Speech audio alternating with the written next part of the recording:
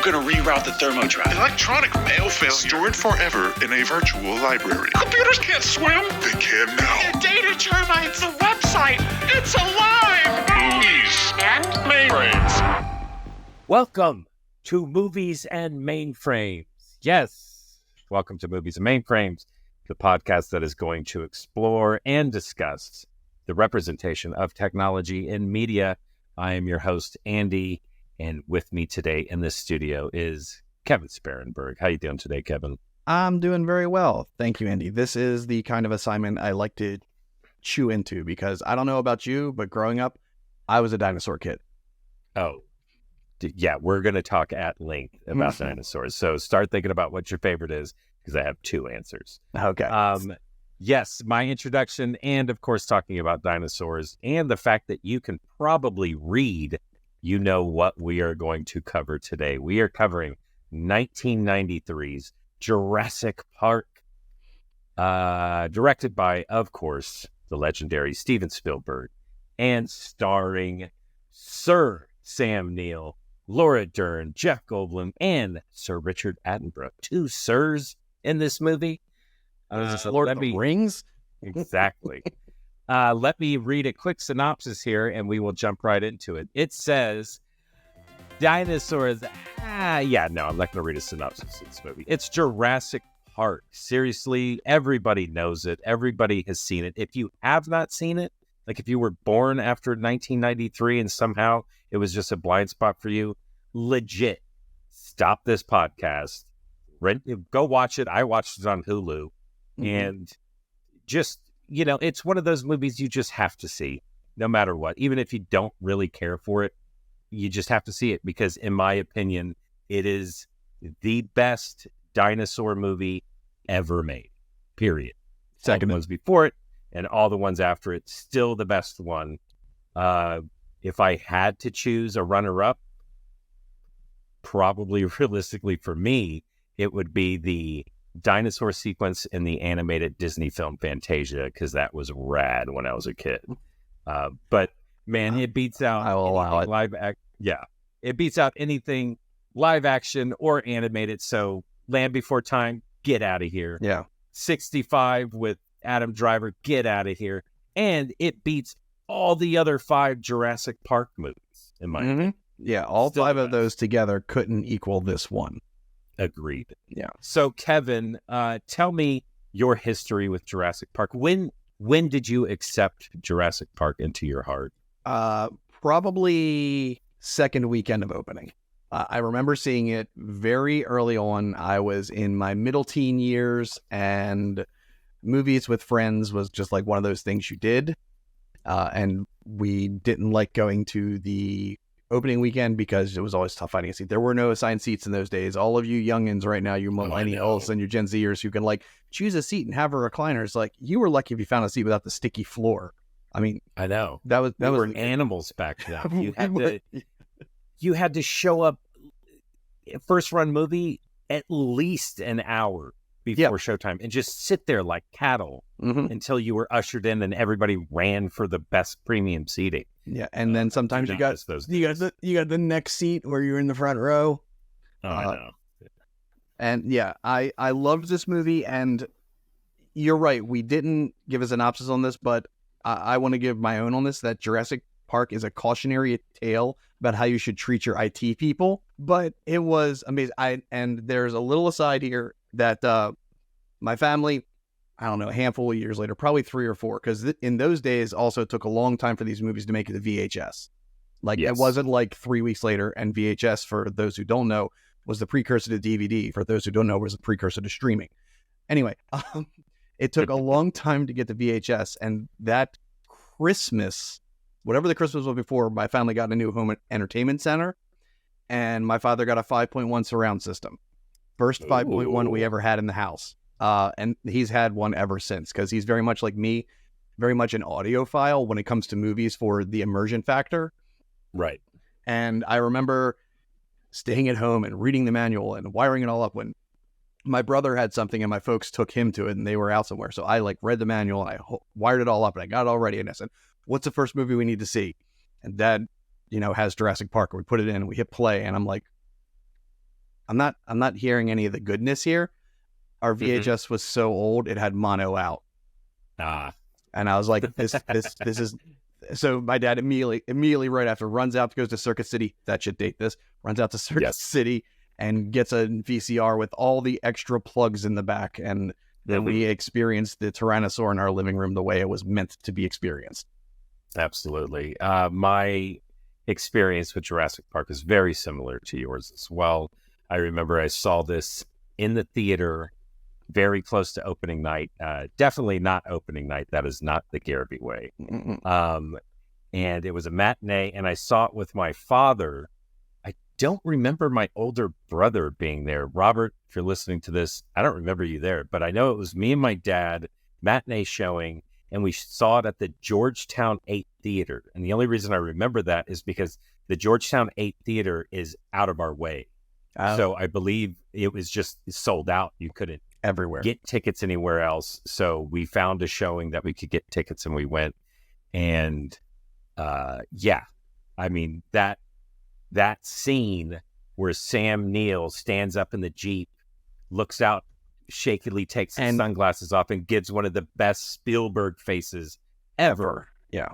And then they cut to the reverse shot, and you see the Brachiosauruses, or is it Brachiosauri? I'm not really sure. But whenever you see them walking along the trees, I had this same exact reaction of like, holy shit. Yeah. Dinosaurs are real. Yeah. They did it. And ever since then, I've been in love with this movie, and I've seen it, I'm sure, just like you, countless times. We owned it on VHS and then DVD. And of course, the million times it's been shown on HBO, TBS, USA, all those. Yeah. This is one of those things that was seminal in Hollywood. And at least for me, because this is the thing where like, I really noticed for the first time that like there was font creation, like literally built for this. And it was on, and you're used to seeing that kind of stuff like on the marketing materials, but you saw this on everything. It was used all through the park. It was used, the same visuals were used on the park in the movie, obviously not a real park. And then all of the promotional materials, but it was used in the credit scenes. It was used, it wasn't just like, hey, we're going to use like a slightly sexier Helvetica. Like they built this for that. And then the John Williams score alone is just like anything he touches is gold for me. It should be, but it practically is. Yeah. No, and sometimes in John, in movies that he scores, he's the highlight. I mean, that's how good his music is. And I wrote a note that this score still all the time pops into my head, where just randomly I'll be doing dishes or walking around the house doing chores, and it's just dun dun dun dun dun dun dun dun dun dun. Yeah. So or the slow swell. The other one is use of brass in this, and actually the Indiana Jones one similarly in my mind is like that use of like big brass at the beginning, whether it's the quote love theme. There really isn't one for Jurassic Park, but whether it's the love theme, it's still got it in there. It's not string heavy. There's something about that brass that just feels John Williams to me. But it was so much fun, and it still is to this day. Watched it last night, and I thoroughly enjoyed it every single time. I will say this. There is one person in my life I know who does not like Jurassic Park, the movie. Who's that? That is my wife. And she doesn't like it for one reason. What's that? Jeff Goldblum. Oh, just too sexy? No. The fact she actually mentioned, she's like, every time I see him, all I see is Brundlefly.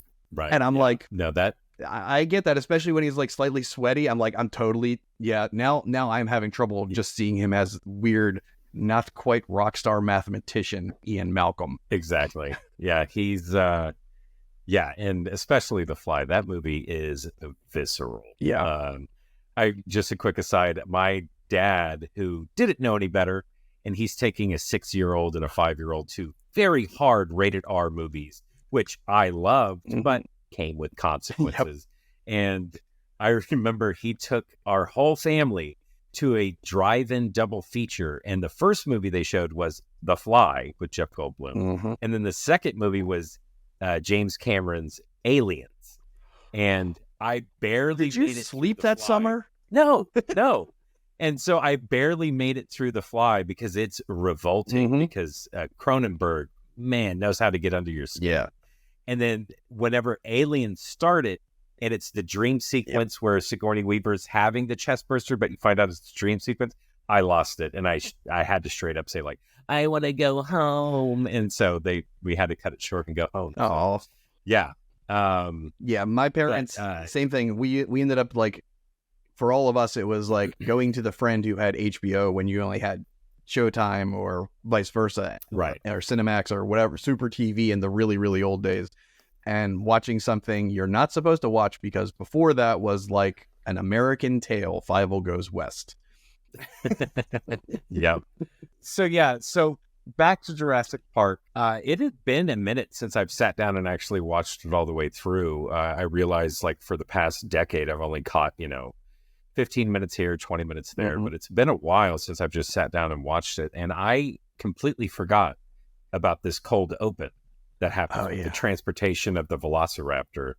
And great scene. It just perfectly sets the tone and mood for the rest of the movie, where the sense of, mystery and what's going on, and then just violence and attack. Yeah. But perfectly sets the mood.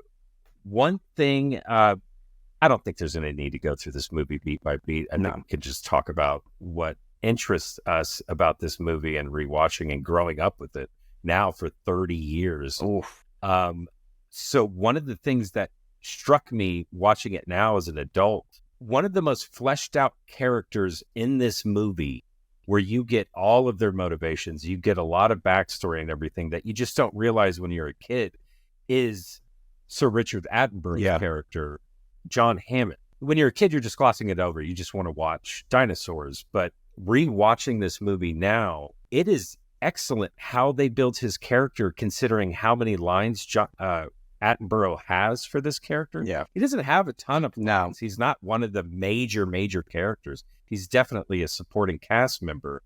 But the way the other characters talk about Hammond and his history and everything, you get a complete picture of this person. And that I love it that when any character talks about him, it's about how he's a cheapskate, how he takes the easy way out, how he's looking to cut corners.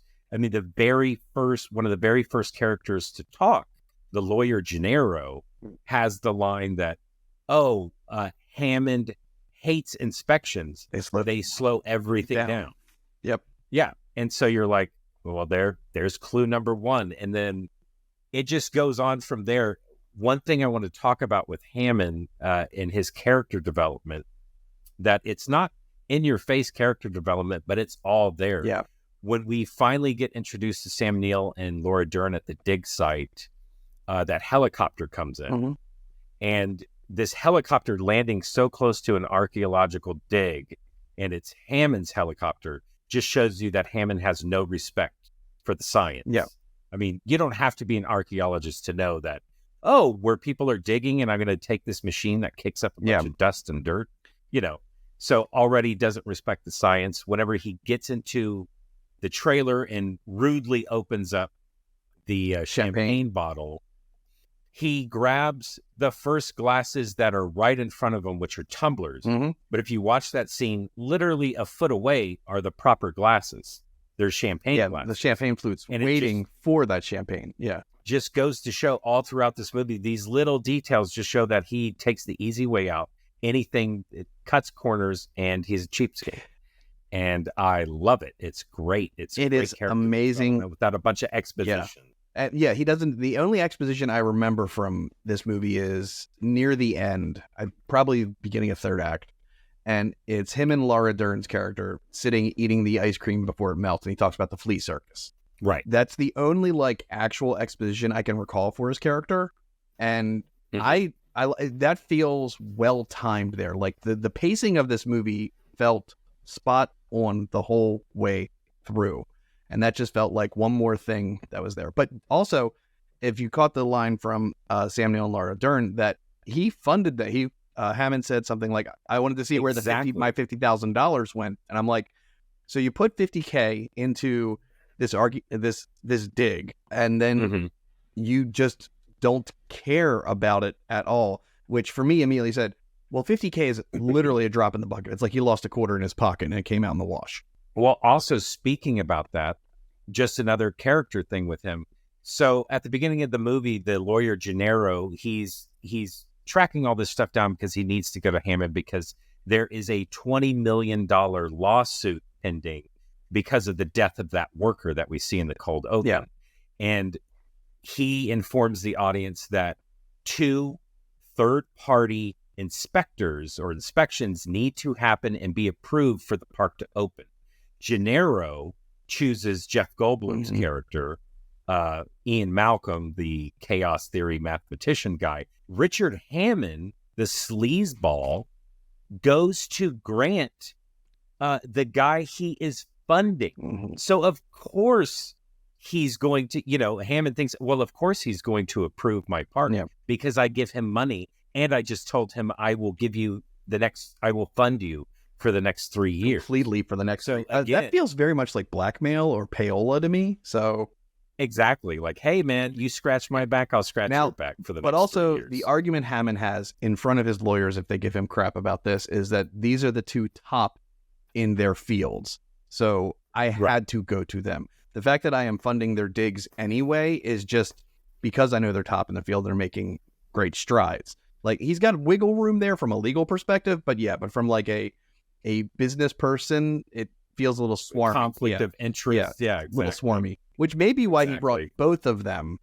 So even if only one was discounted, they'd be like, well, you asked for 2, but I gave you 3. And I love the lunch scene where they're all together eating lunch, and really good dialogue, and really just cutting through Hammond because he thinks this is it. You've seen dinosaurs. Everything's great. But everybody has a very valid argument of why this shouldn't happen. And Ian Malcolm's dialogue of just the, you had no discipline to attain this power, to attain this knowledge. You just co-opted it. You took it from somebody else. That the fact that you stood on the shoulders of geniuses, just so good, and perfectly paints a picture of who this Hammond guy is. He just comes in, swoops in, buys everything he wants, and and what you were talking about with him reflecting back and talking about the flea circus, agreed. Perfect time for this. In other movies it would feel cheesy or just like whatever, but it perfectly fits with his character because he talks about his beginning with his spectacle and the flea circus, and then to where he is today. Jurassic Park, I would have to assume, is probably his first true failure. He is not used to failing. So it's him reflecting on a life of just skyrocketing and accumulating wealth, and just, because of his wealth, always succeeding. And so now Mother Nature is putting a kibosh on that. Mother Nature is saying, like, no, Mother Nature's got the how much hammer. money you have. Yep. Exactly. And I love the fact that these themes all throughout the movie just keep coming back and showing themselves in different ways, with the theme of talking about Mother Nature, of life finding a way, and you can't control nature, with the dinosaurs finding a way to replicate, even though they're supposed to all be female. That also this storm that's coming into the island, you can't stop it. It's inevitable. Nature is inevitable, and you can't stop its forces. So all these themes playing. Speaking about the all the dinosaurs are female, I recently saw a post, and I just have to say, because I never caught it in all these years of watching it, but whenever everybody's loading up in the helicopter to go to the island, Sam Neill's character, we all know the scene of he has the seatbelt, but he has the 2 wrong ends. And he's like, oh, I don't know. And so he just ties them together across his lap. They're 2 female ends. Yeah. They're 2 female ends, and he uses them to, make a solution. Just like the dinosaurs. Like, just a neat little thing where it's like, oh, I never, cool. I don't know if that's super clever, but I also don't know if that's someone reading more into it, because I was just like, he's inept at all things tech. I think literally Sam Neill's character's first words in the entire movie, and I wrote it down, is, I hate computers. And exactly. The fact that it's on this podcast kind of just sums that up. There's a book series I've read and they talk about a character who has what they refer to as a Murphyonic shield around them, and Murphyonic being Murphy's law, especially, but only with technology. Right. If it can go wrong, it will go wrong. I mean, you see him when he just touches that little CRT and it all scrambles for a second. Mm-hmm. Yeah, and everything he touched, it just always kind of went a little sideways. But of course, everything in this park went a little sideways. So, but I will say the dinner scene where they're walking around and Gennaro's there, and the two paleontologists or paleontologist, and rockstar mathematician are there, but the kids aren't there yet, and they're talking. Like, Right. I wanted to pause it multiple times, just look at the slides that are going up around the room, because some of them are like profit loss margin, some of them are like very accounty slides, and the other ones are like very pretty, like welcome to Jurassic, look at the flora and the fauna. And then I'm looking at it going, there's no way he, quote, spared no expense on this, because he literally has Kodak, like they're on an auto timer, so he paid for the timer thing, but they're literally just a carousel of slides just going, because you can even hear them. They even let the audio stay in there. Yeah. And many people know this, not all of us from school, but the side of a slide projector, just like the sound of that slide box if your parents had one that had the carousel. Yeah. You hear the rattle and you're like, oh no, it's going to be slide time. Yeah, Exactly. and I'm like, PowerPoint No, came out I a couple had the years exact before same that. thought. Oh, we spared no expense. Here are these super cheap projectors. I cracked up on that too. Speaking of cheapskate, one of the things, so Dennis Nedry, the character Dennis Nedry, played by Wayne Knight from Seinfeld, so he is in charge of setting up automation for this park, because in very Hammond fashion, he wants to pay as few people as possible. So Dennis Nedry is set to put this park on automation, and they don't use any excuse of like, oh, well, we don't want to leave it in the hands of humans or this and that, or it's too intricate to leave in the hands of... No, it's straight up, he just doesn't want to. Yeah. So he's trying to set up all this automation to take the work of, what should be like 10 other people, 8 other, whatever. Yeah. So Dennis Nedry's character is going to steal these embryos as some corporate espionage. He's going to steal embryos from the park, and so he can get a great payday, because he keeps complaining about how Hammond is a cheapskate. Hammond is a cheapskate. He doesn't pay his people. Then later in the movie, Hammond and Nedry are going at it. They're bickering at each other, and they're saying, like, I don't want to talk about your pay and all this kind of stuff, blah, blah, blah. And Nedry drops the line of, something, you're not paying me when I bid to get this job, such and such, such. So he bid for that job. He's not underpaying him. Nedry undercut himself because he bid for the job. So the only one to blame is you. And just like in this movie, it's like Friday the 13th, but instead of people who have sex and do drugs die, it's people who cut corners are going to die in this movie. And so he gets his comeuppance by getting spit on. Yeah. And we were talking about it before we recorded, when Dennis Nedry is trying to get the winch to get his Jeep unstuck. He falls down this little cascading little falls thing. They put a slide whistle, Looney Tunes style, on his fall. You just hear this very faint. Poor guy. So he underbid. All that really means is he's a solo practitioner who didn't have a good statement of work.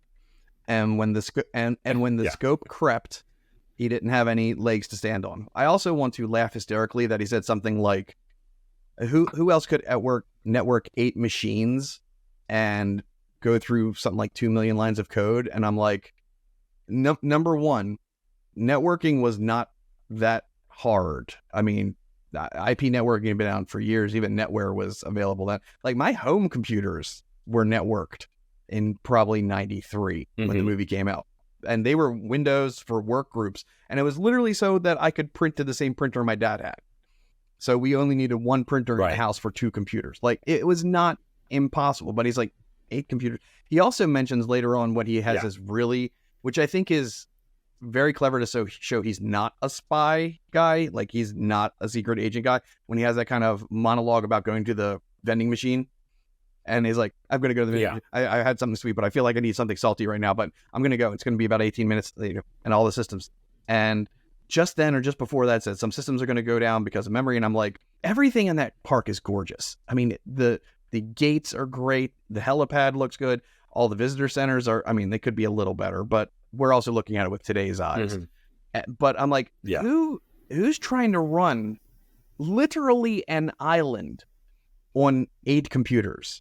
And that says there's not, and it has to recompile and there's not enough memory. I'm like, just buy more or split it out. Or you literally have a Silicon Graphics workstation there that is like the behemoth of computers in those days. There's 3 crates. Yeah, I saw in that room. Yeah, that must be the worst written code ever. Like 2 million lines of code sounds like a lot. It's not that much. No, because next door they're sequencing dinosaurs and making them. So these Mr. DNA, which I love that little aside there because it does make it feel very much like a theme park. He mentions thinking machines and supercomputers, and today Kevin heard machine learning, artificial intelligence, and cloud computing. When he said those 2 phrases, those 3 phases bumped right into my head, and I was like, "Oh Lord, we've actually nearly hit the point where we could do this." But hopefully, we ask that question: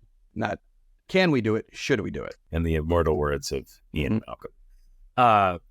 So about Mr. DNA. So Spielberg did it because he wanted to crush as much exposition as possible into a short amount of time because, the book goes at length and it's very interesting, but doesn't make for a good movie. And I love the choice of the Mr. DNA cartoon because it is cheesy, but you get everything you need to know. But I do love in that where they're talking about the technology they use to sequence these DNA strands.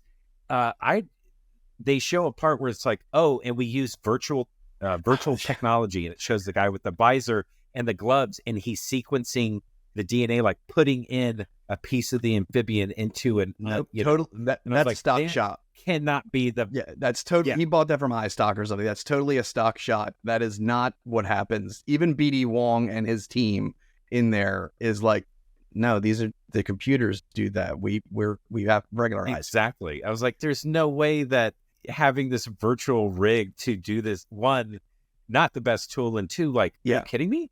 That would take a million years for. Let me plug it. Yeah, and there's let me plug only it 4 enzymes that make up DNA, and they repeat so much that even doing it in a VR headset, you're more prone to mistakes because. AGCT or something like, and you're going to get it messed up at some point. You're going to transpose some of them. So no, let computers do computer smart things. Speaking of the nucleotides, I love at the towards the end of the movie during the control room attack with the velociraptors.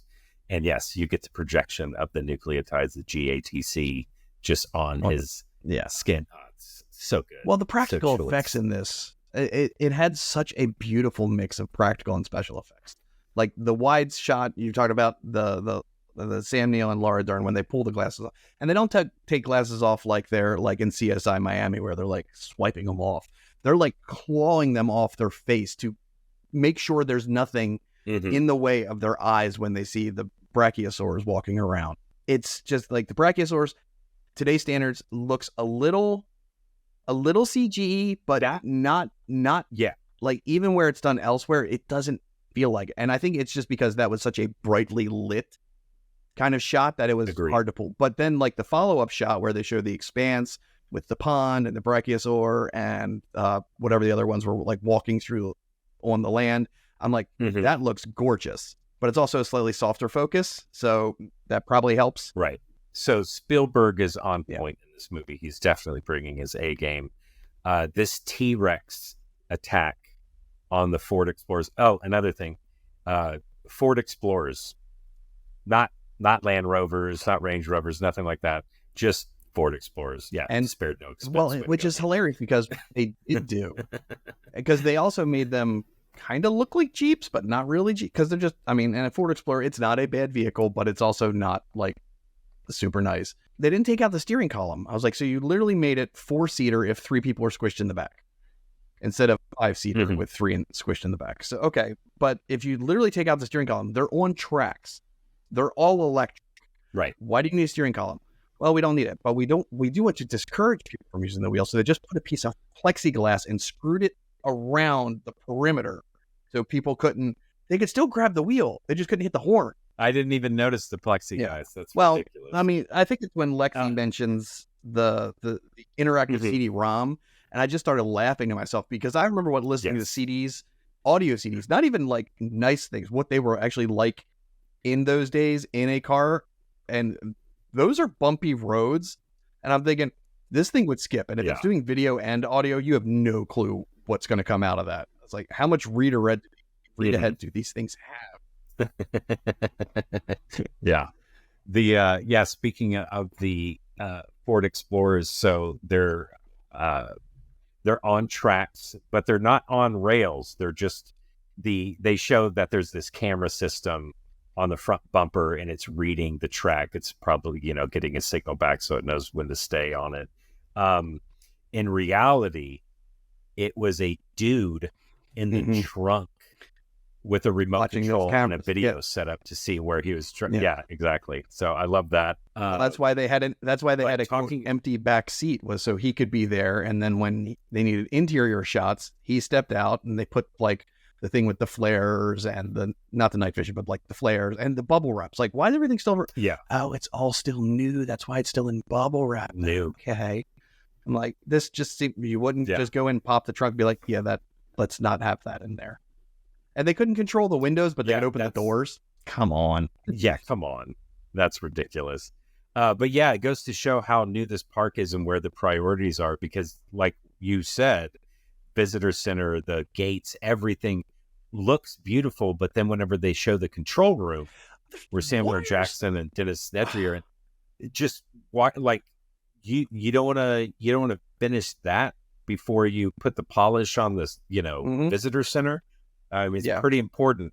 So yeah, it just shows where the priorities are. And I love the control room because you see everything else before you get to the control room. And you expect like, oh, they're going to get to the control room and it's going to be like NASA. You're picturing War Games, huge monitor. Yeah. Exactly. There's going to be a bumper in the back. It's going to be incredible. Joshua's going to be playing tic-tac-toe. But no, it's like three. It's like 3 desk setups, all trashy, all lived in. Samuel Jackson never takes a cigarette out of his mouth. There's 3 crays that are like shoved in a corner. And a total of 4 staff, which are actually only 2 staff, because Hammond was hanging out there a lot. And so was the big game warden from wherever he was, West Africa, I think. Like, so literally it was Nedry and Ray. That was Sam Jackson's character's name. And this Sam Jackson, I was like, I'm watching it now. I look back and going, was this a precursor to that thing they did in Deep Blue Sea? Have you seen Deep Blue Sea, the shark movie? Right. He gets up and does his monologue, and then yeah. And I'm like, this feels like they were trying the waters, no pun intended, and they're like, it worked. Totally go with that again. I love that. I love the reveal of, I forgot his name, Arnold or something like that. It's like, oh, Mr. Arnold. The hand comes down. That's not attached to anything. Laura Dern also screams amazingly well in this, and it never sounds shrill. No, she really is. She's really good at being terrified and not being a quivering mess. She still has agency. She's still taking care of business. I will point out, it cracks me up because I always love it when whenever you can spot the stunt double or something turns into a dummy, makes me crack up. But whenever the game warden tells her to run, to get to the the shed, she starts running, and then it cuts to the behind the scene, but the behind shot of her, the over the shoulder jumping over the log and swinging and stuff, and just a clear cut win. Oh yeah, like doesn't have the sheen is completely wrong, the length is completely wrong. It just made me laugh because Dennis Nedry has stolen the embryos, and this is the point that during that 18-minute window where things are going offline, but they're not coming back online, and things are going wrong. Samuel Jackson needs to find out what's up, and so he goes to Nedry's workstation. Yeah, unlocked. Way to go. Way to cover your tracks, idiot. Definitely not a spy. On one of his monitors, he has a taped-up picture of J. Robert Oppenheimer. And it was like, oh, father of the atomic bomb, very fitting to what they're doing now, this next evolution and science breakthrough and everything. But also he has a little Post-it note connected to it, like a speech bubble, and it says, beginning of the baby boom. And makes sense with Oppenheimer after World War II, the actual baby boom. But what Dennis Nedry is doing was stealing the embryos and taking them to a rival company so they can make their own dinosaurs. Beginning of the baby boom. Not at all like Oppenheimer did when he came to the States and did all the research in the stateside. Not at all like that. I mean, yeah. Right. No, for me, you were looking at that kind of set dressing, and I was looking at the computer set dressing. And one of the things, the only floppy disk that I recall seeing that actually had a label on it, actually had two labels on it. Well, they were actually like, they weren't even handwritten. They looked like they were like done with a rubber stamp. And it said master copy, and in the exact same font, archive copy on the same floppy disk. And I'm like, number one, no. It's a floppy. They're notoriously nasty anyway. They corrupt, things go bad all the time. Mm-hmm. You should have 3 copies of this. You should have, and the archive copy should be in a lockbox in a room somewhere away from electromagnetism. Because those things, if you walked by a microwave, sometimes would just stop working. I'm cracking up because I'm like, I know even just in high school where I had like one programming class, I went through like 6 floppies in 1 year. I'm like, there is no way you could have this. And there's no way a master copy should also be your archive one. Like, it's one or the other. No, I don't know nothing about computers really, but even I know your master and backup failsafe should not be the same thing. Oh, don't worry, I have a primary and backup parachute. It's just one. It's the same thing. It's on my back. Everything's cool. Don't worry about it. Speaking of the Jurassic Park system, we see on the screen when Samuel Jackson is on the computer, it says Jurassic Park System Security Interface version 4.0.5, Alpha E. So that is the build of the park security at this point in time. They come up with the master plan of, well, everything's going to hell. We need to just completely cut power. And they say if we cut all power, bring it back online, that I forgot the exact words he used. The system will reinitialize. Yeah. The software should boot up in basically safe mode or something like that. That's assuming Nedry didn't actually save any of that stuff to the main system. So is he just an inept and corrupt computer guy? Quite possibly. What they should have done is grab that archive copy and said, load from this. Yeah. Except it's probably version 3.4 and it has no wiring or fences. I like that Nedry goes through the trouble. The animation. Making that. When's he making that? He's got to live on the island, right? Like, I'm guessing he's living there. Exactly. At least from his choice of attire. Agreed. I'm sure it's just like any kind of service, like, oh, you're on for how many ever weeks or months, and then you get shore leave, basically. But yeah, did he just like take a shore leave and just make that himself? And then he commission that? But he put his little jib jab self, like his head, on top of Elvis's body, caricature, and it's just going. And then Sam Jackson's like, and what he's saying, I hate this hacker shit, and I'm like, yes. Well, you should have kind of known this like 2 weeks in with Nedry, that if you were seeing any things like this, maybe it's time to not pay for the lowest bidder. If you were to do that and you weren't running through your 18-minute escape sequence, and you were just like, how do you test that as well? Because Nedry, obviously, he comes up with this 18-minute window, which means he knows exactly how long these things are going to take. And for someone who has done change management windows and reboots and code upgrades and in-place upgrades and a million things, you got a best guess. You do not have a number that ends in a non-zero when you make these guesses. It's always like 60 minutes, 90 minutes, 2 hours, 6. It's never, well, it'll be back in 14.8 minutes. It's like, no, you don't have that. You like, is that the absolute best case? Because the island's not that big, and he was at that cryo freezer in seconds. He also didn't use any tongs or any liquid nitrogen's cold. Like like his hands. Maybe that's why he drove off, because his fingers were freezer burned. later in the movie, the Velociraptors are attacking the control room. They're trying to get the systems back online so they can lock the doors. Lexi sees the workstation, gets at it, and this is where I found out that this issue, because she says it, it's a Unix Only it wasn't system. any So time before that screen. Every single time before that screen, it was running a version of the Mac OS, or I think it was still called the Apple OS in those days. They had a stack of Apple 2SE or 2CEs, which were like the first color ones. And even when, and the other infamous scene from this for computer people is when Nedry is like talking on the phone to the dock worker, says, you need to give me X number of minutes. It's the QuickTime movie. Yes. That you can actually see the player like moving along. Yes. And it's like that. I caught that as well. And like the Unix, all that stuff, I'm not catching that stuff because it's over my head. But I know video, obviously. Well, everybody does. But he's talking to supposedly a live feed of the dock worker. And yet you see it. You see that playhead going across. And you can even see up in the upper left-hand corner the actual video files that they're played on, the icons with the video files. So obviously somebody just double-clicked on one for the shot to get it up and running and then act out the scene. Yes, I'm talking to somebody live. Pause, pause, and that cracked me up as well. I was like, yes, but that was computers are still so new, to Spielberg. No one in the editing room saw that, and they're like, "Oh no, wait a minute, this is exactly what this editing stuff looked." But they were still probably recording on film. So, and correct, but so it was Unix, and you can tell it's Unix because on the very first screen, it has a beautiful Silicon Graphics OpenGL built graphic library, and at the very bottom it says /user/USR, which is a common on pretty much every version of Unix I've ever seen or touched, is like one of the folders that comes like, quote, out of the box. And it's like, oh, well, it must be Unix then.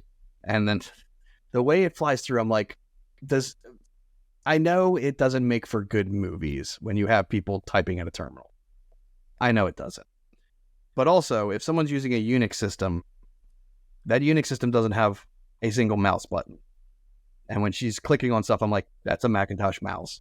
There's no middle click. And because Unix, even their UI in those days, because I was at college a couple of years later and I was working on Silicon Graphics running Erix, which is a flavor of Unix, and they had Cray workstations upstairs, and they were dated by that time. It's college. The GUI's nice, but why are there 3 buttons on this mouse? Who uses any of these?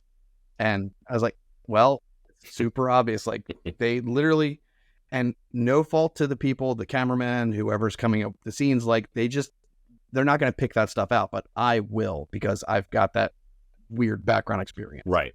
Yeah. So the flying through everything, I agreed. It's unnecessary.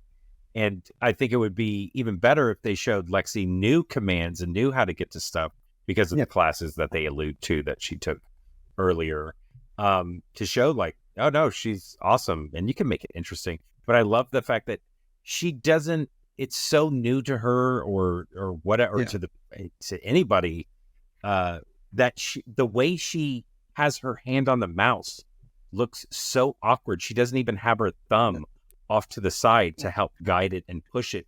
Everything's like it's like it was made from Velociraptors. And just like, exactly. Yeah. Oh my God, they're learning. That is literally to this day a line I find myself saying at weird times. Yeah. I mean, constantly. Yes.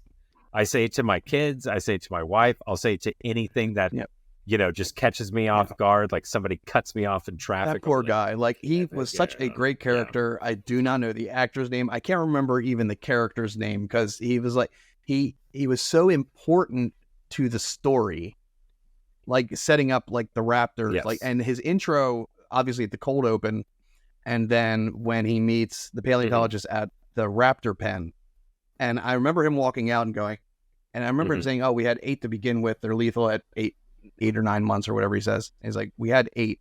And I remember like, and this time thinking to myself, all right, now earlier that kid in the desert said they're 6-foot turkeys. Okay. So velociraptors are 6 feet tall because we haven't seen like them, quote, in the flesh yet. And I'm looking at that pen going, right. There's supposed to be 8 like pride level hunting animals in this essentially large 1-bedroom plus den apartment. I was like, even Friends couldn't make that happen. They had to have 2. So I'm like, No. and when he's like, we're down to 3, I'm like, well, no crap. You should have built a bigger pen. One of the things that made me crack up at the climax of the movie, we have the famous Velociraptor with the Tyrannosaurus Rex coming in to save the day, the hero Tyrannosaurus Such a Rex. trope these days. Cracks me Such up, a trope these days. The introduction to the Tyrannosaurus Rex is literally earth-shaking. He cannot get within, 100 feet of you without shaking everything around. You know his presence. But at the end of this movie, this T-Rex can just sneak into this visitor center that in a hole that is not as big as him, so he definitely had to crouch in to get in. And then just sneak up on these velociraptors. Just made me crack up like, oh, now the T-Rex is really He's ninja sneaky. style. Yeah. And, Yes. watching it as a kid with child's eyes, you're just amazed because you're like, okay, number one, this is the whole circle of life thing where like the bigger apex predator. Okay, fine, got it, cool. But then watching it now, I'm like, is there any way he could have stuck in? Like, I don't remember an explosion that like knocked down walls. No, so if you when you watch the movie, if you look behind him, there is a big opening. Oh, that's has right. It just has the plastic sheeting down the because they're doing Velociraptor puts his remodeling. nose under it and lifts up, which is a gorgeous shot. Exactly. Absolutely gorgeous So shot. the puppetry work, Including in the this movie is irises. just insane. Like that I know. caught me. So I remember being so caught off guard by the Triceratops, where they're like, oh, its pupils are dilated, and then they hit it, and it like actually or it was the T-Rex because it was a T-Rex because with the flap Triceratops on it. actually did have pharmacological issues. He got into the green stuff, He was high, and then he got high, Yeah. and then he got high, and then he got high. Every 6 weeks, it sounds like. He's like, I've learned my lesson this time. Exactly. He knows what's up. But it's so stressful in that paddock. Just can't stay away from this stuff. I was mentioning it earlier.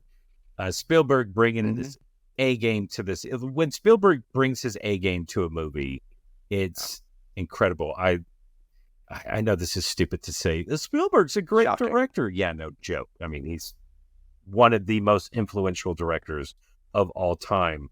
But man, like whenever he's on point, he is incredible. The T-Rex attacking the Ford Explorers still in 30 years later is incredible. So suspenseful. It's built perfectly. And one of the things that Spielberg does in this movie that I don't think a lot of people, at least I don't hear a lot of people talking about it. Everybody has their visual style. So if I say Scorsese movies, somebody has an image, tight cuts and dollying shots up into people's faces, Hitchcock, whatever, everybody has this image. Spielberg definitely has his trademarks, but one thing that I like about Spielberg is that he is very, very dynamic with his camera movements, and it's quite subtle. It's not in your face about it. Yeah. It's very subtle, but if you actually go into these movies and with the mindset of like, I'm going to watch what the camera is doing, not necessarily the action, it's incredible because he does this. He allows time to breathe. He allows the scenes to breathe. He's not doing a bunch of quick cuts and going to different coverage of like, here's my establishing shot, here's a 2-shot, here's the back and forth, shot, reverse shot. He's not doing that a whole bunch. He lets these scenes, like perfect example, and it's a nothing scene. It doesn't mean anything, but if you just watch it. So the part early on in the movie where Dodgson comes to meet Dennis Nedry, where he's going to give him the can of Barbasol to still the embryos. Just watch that scene. Like I said, it's not groundbreaking or anything, but it's just what Spielberg does. You watch the taxi cab pull up. Dodgson gets out of the car. The camera's in the nice big wide. The camera starts to dolly up towards Dodgson as he's walking. He walks by a little marketplace where you can see all the vendors. The whole time the camera's trucking with him and pushing in on him. And then it introduces that Dennis Nedry's there. And then it settles into the shot. It's about a 30-second shot.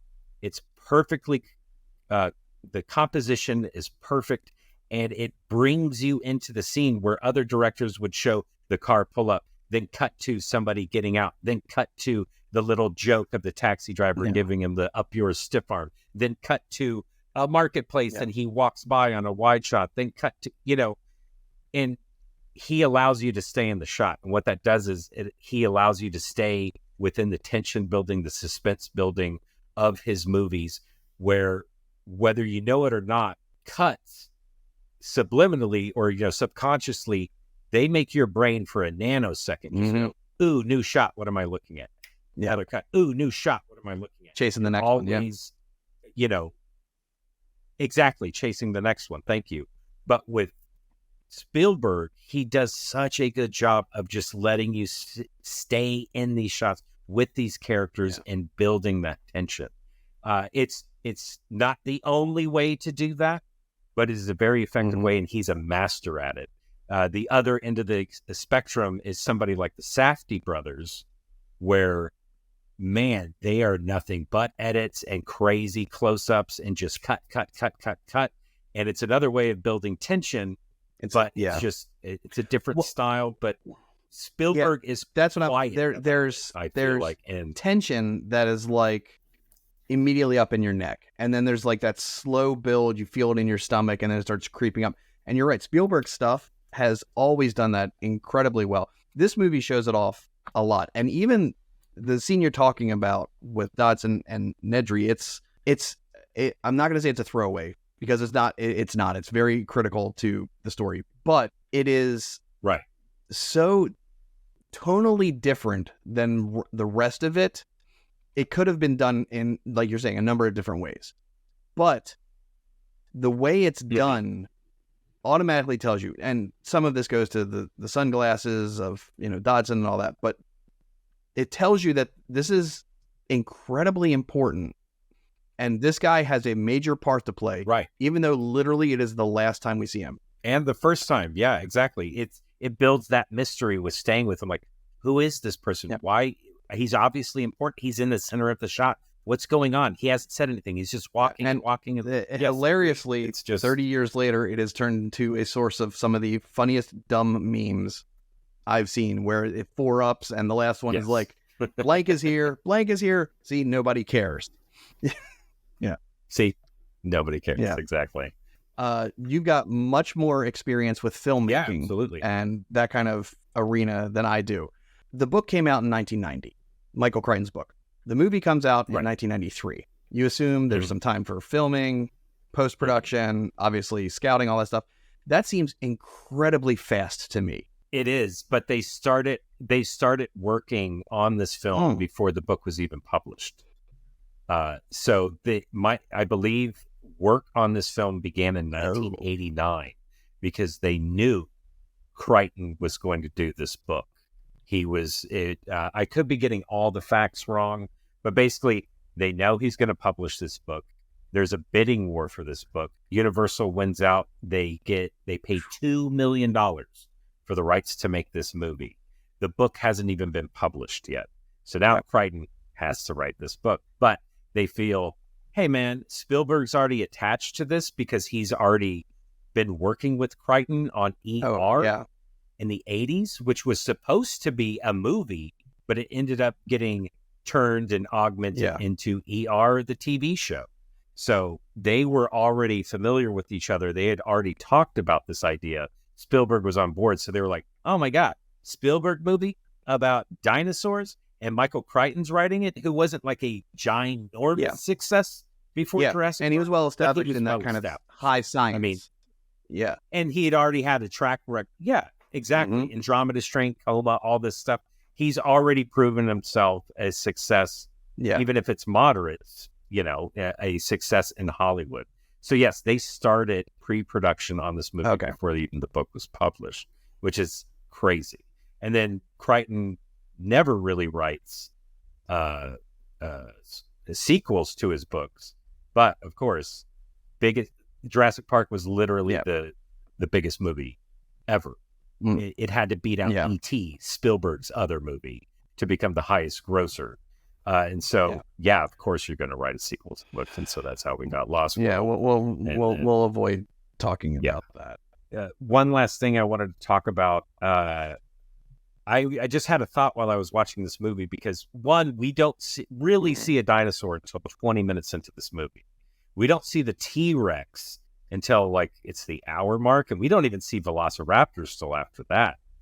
And I just couldn't help but think that if Spielberg had made Jaws, right, when he was making Jaws, if Jaws went smoothly, like if there was no issues making Jaws, I don't think this movie would have been as effective as it was, because Jaws forced Spielberg to get a little more creative and a little more Hitchcockian with not seeing the whole shark, not doing this because the thing was broken all the damn time.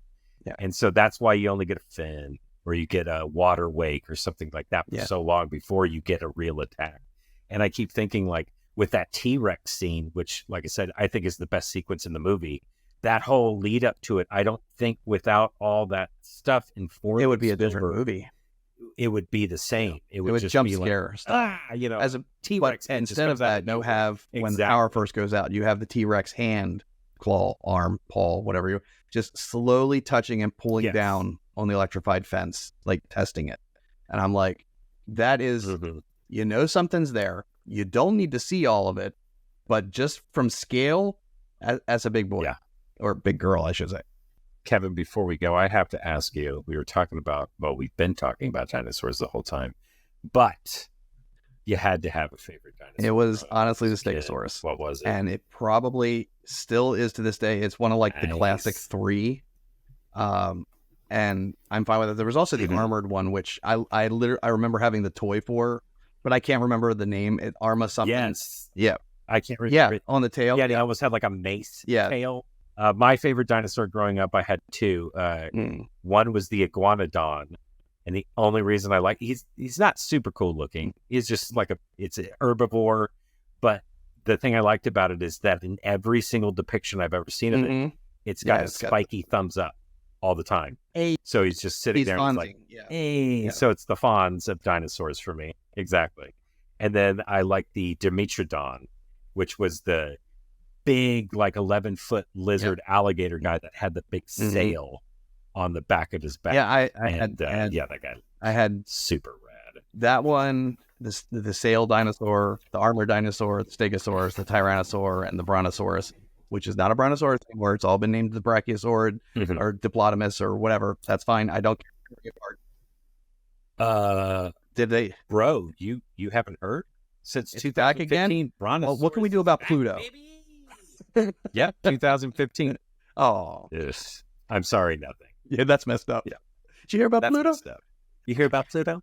That's messed up. It is without a doubt, this is one of those movies that was like the formation of my adolescence and the way I watch movies now, because I look for these things and I try to watch the beats. I'm still mostly a movie consumer, but the way this was shot, the attention to detail in some areas and the glaring lack for technology attention in other details is honestly one of the reasons we're doing a podcast like this, because we love these nuanced things. If we pick apart the film or we pick apart the tech, all it means is we're fans. And this is one of those movies that I am wholeheartedly in the fandom. Couldn't have said it better myself. I agree. The only reason we can pick apart this movie is because we've seen it a million times.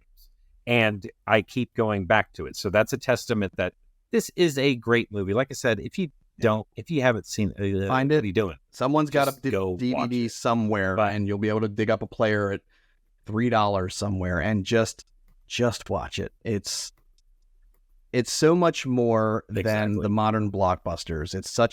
I'm not going to say it's superior storytelling, because there are some modern movies that have amazing stories, but this one, it has so many facets to it, and you could talk about so many things. And every time, even to this day, when I watch it, I joked earlier that it was a cautionary tale about how you should pay your IT people properly. Well, it is, but I wouldn't have looked at it with that vantage point even 10 years ago. All right, listeners. Well, that's going to do it for us. Hope you enjoyed. Wherever you are listening to this, please rate and subscribe us. Also, head over to thwack.com. That is wack.com. Look for Movies and Mainframes.